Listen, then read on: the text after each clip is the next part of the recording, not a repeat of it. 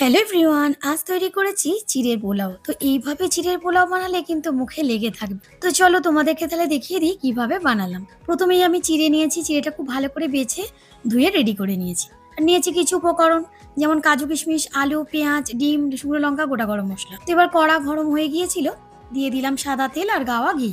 দিয়ে গোটা গরম মশলা ফোড়নে দিয়েছি আর দিয়েছি একটা শুকনো লঙ্কা। এটা ঝালের জন্য না, ফ্লেভারের জন্য। দিয়ে দিয়েছি কুচি করে রাখা পেঁয়াজ। তো পেঁয়াজটা নাড়িয়ে চাড়িয়ে ভালো করে ভেজে নিয়ে দিয়ে দিয়েছি কাজু আর কিশমিশ।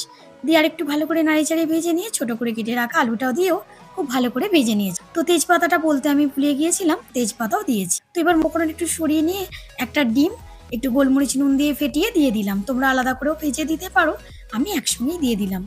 তো এইভাবে কিন্তু টেস্টটা দারুণ হয়। তো এবার ভিজে রাখা চিড়েটা দিয়ে দিলাম, দিয়েছি একটু কালারের জন্য হলুদ, দিয়েছি চিনি আর পরিমাণ মতো নুন। তো যেহেতু পোলাও একটু মিষ্টি মিষ্টি ভালো লাগবে তাই চিনিটা দিলাম। তো তোমাদের যেরকম মনে হয় দেবে। শেষে দিয়ে দিলাম একটু গোলমরিচের গুঁড়ো। তো এর ফ্লেভারটা দারুণ আসা, দিলাম একটু গাওয়া ঘি। আমাদের পোলাও একদম রেডি হয়ে গিয়েছে। আমি পোলাও নামিয়েও নিয়েছি। তো দেখো, এই হচ্ছে পোলাওয়ের ফাইনাল লুক। তো তোমাদের কেমন লাগলো অবশ্যই জানিও। আর ভালো লাগলে লাইক কমেন্ট করতে ভুলো না। তো চলো এখন আমি খেয়ে নিই। তোমাদের সঙ্গে আবার দেখা হবে নেক্সট কোনো নতুন রেসিপি নিয়ে। Good bye.